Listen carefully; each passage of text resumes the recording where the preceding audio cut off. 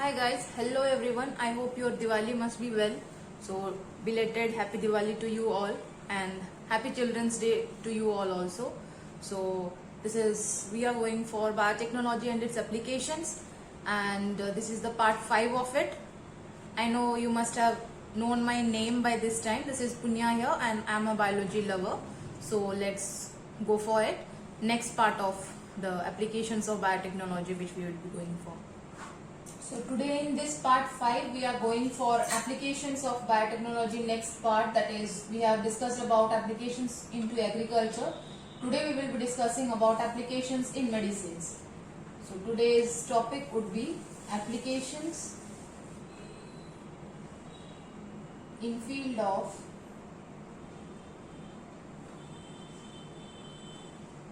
medicines.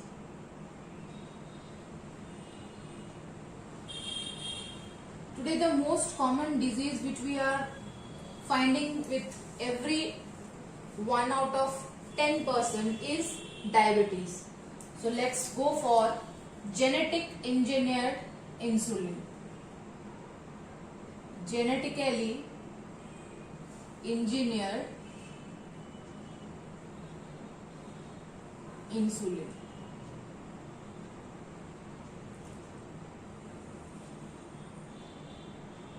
Insulin is the main for controlling diabetes. If insulin is secreted by pancreas properly, then our blood sugar level would be maintained and we will not suffer from any metabolic disease, that is diabetes. But if there is deficiency or extra amount of insulin secretion in our body, we suffer from a disease or a metabolic deficiency disease that is called diabetes. Insulin was first isolated from dog's pancreas.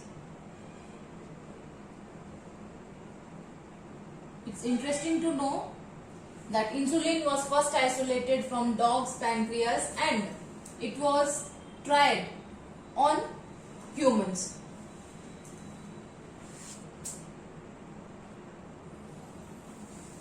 So insulin was first isolated from dog's pancreas and also from some cattle's, we can say. The primary structure of insulin was given by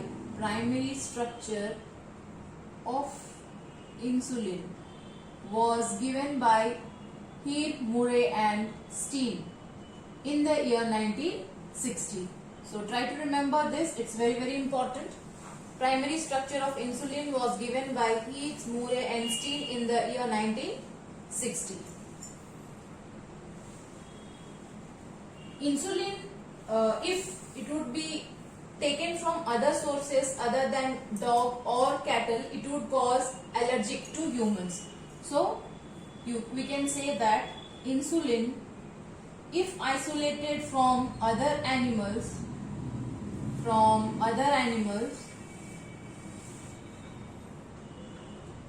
would give allergic reactions.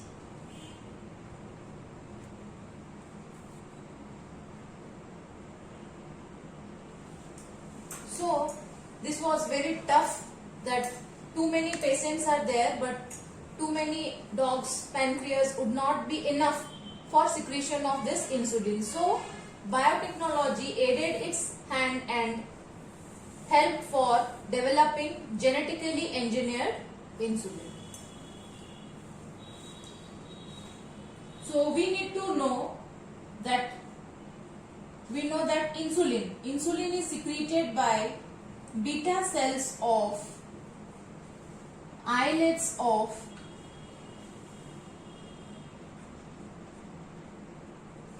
Langerhans, that is from pancreas naturally. So we can say that when we are going for the digestive system and we are talking about pancreas, this is the first important function which we are going to learn, that is pancreas of pancreas contain islet of Langerhans, and that contains beta cells which helps in natural secretion of insulin. That is also called proactive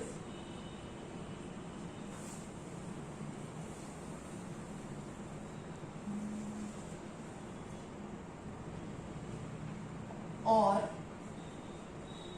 inactive pro-insulin.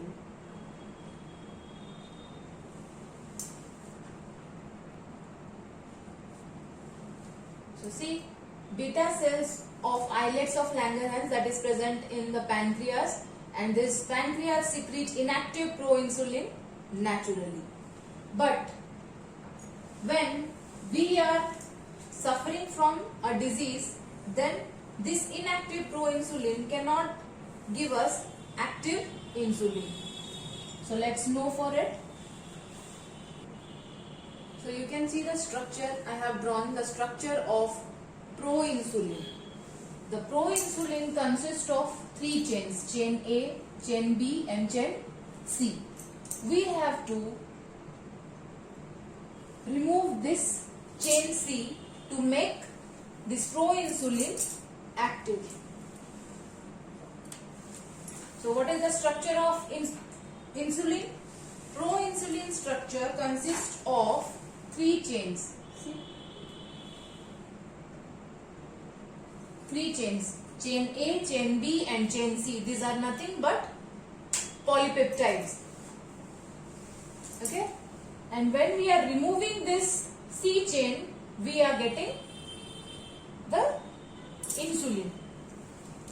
Insulin consists of 51 amino acids, and these 51 amino acids, how does the total count 51 becomes? Chain A has 21 amino acids, chain B has 30 amino acids. So in total there are 51 amino acids present in the active insulin. Most of the time question arises or question comes like, how many amino acids does an active insulin contain? The answer should be 51. And how it is? It's for chain A 21 amino acids and for chain B it's 30 amino acids. And we are getting a free C chain. So this inactive insulin is made active by some beta peptides, we can say.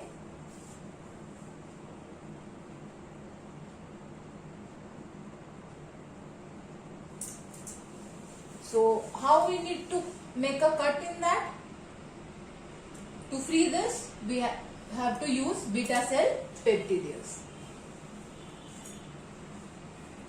So the main challenge which we got from the genetically engineered insulin is that it was assembled into the mature form.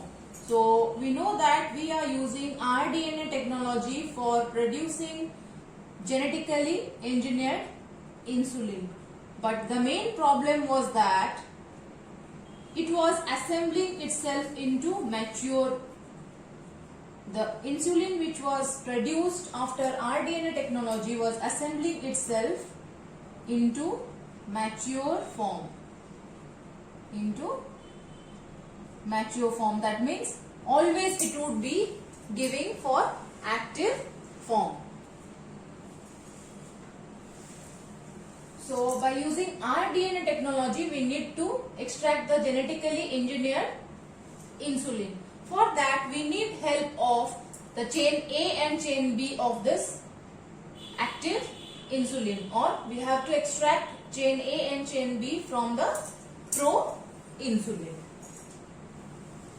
So in 1983,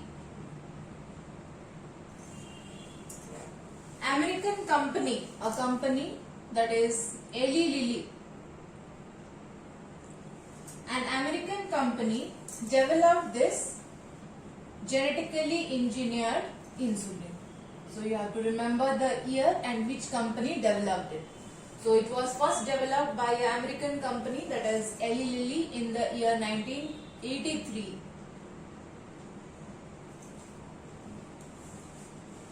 So what they did, first step is they isolated mRNA from chain A and chain B. This was the first step, isolation of mRNA from chain A and chain B. Where these are present? These are present in the beta cells of islets of Langerhans. Right? Where is this proinsulin produced? It is produced in the pancreas. Pancreas which cells? Beta cells of islets of Langerhans. So they isolated the mRNA from chain A and B from beta cells of islets of Langerhans. Next what they did is, they isolated particularly mRNA by Northern blotting. It's a technique used to isolate mRNA. Like Southern blotting is used to isolate DNA, Northern blotting is used to isolate mRNA. So by which technique? By Northern blotting. Next what happened? Next, by use of a reverse transcriptase,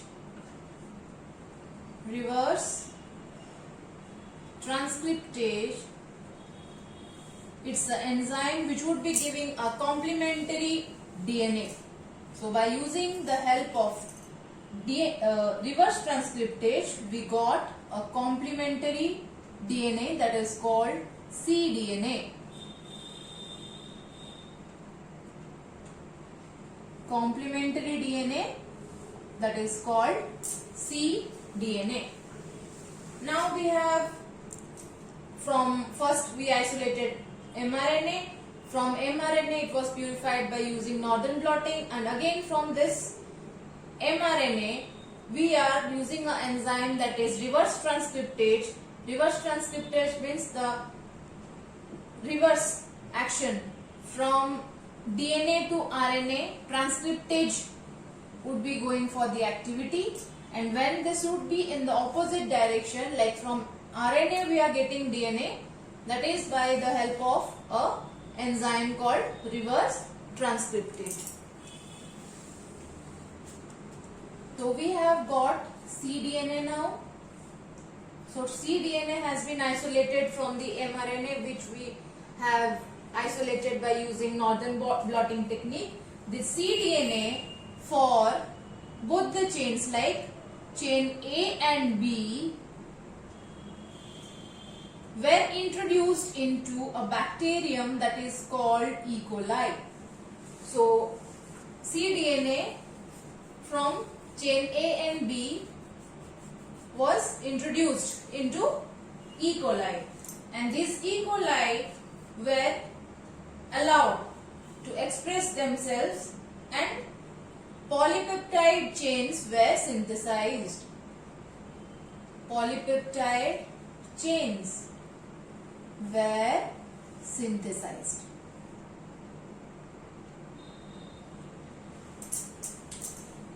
So these polypeptides, there were two polypeptide chains. Two polypeptide chains were isolated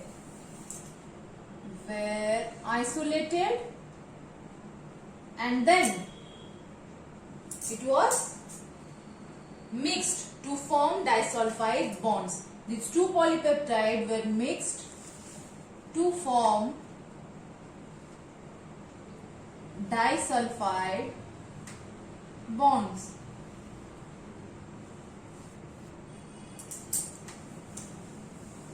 So what happened? cDNA from chain A and B was allowed to grow, and it was allowed to grow in the bacterium E. coli. Now the polypeptide chains were synthesized, And these two polypeptide chains for A and B we have got were allowed to form disulfide bonds.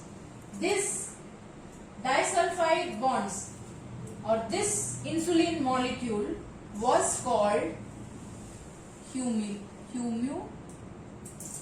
From human, it's humulin. Okay. So you know that it's for proinsulin to insulin. So what is, by using GEI, how we got it? GEI, this is humulin.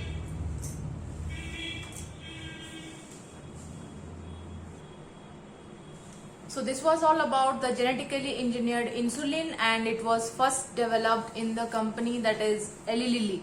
It's interesting to know the company, and what it did, it has produced humulin.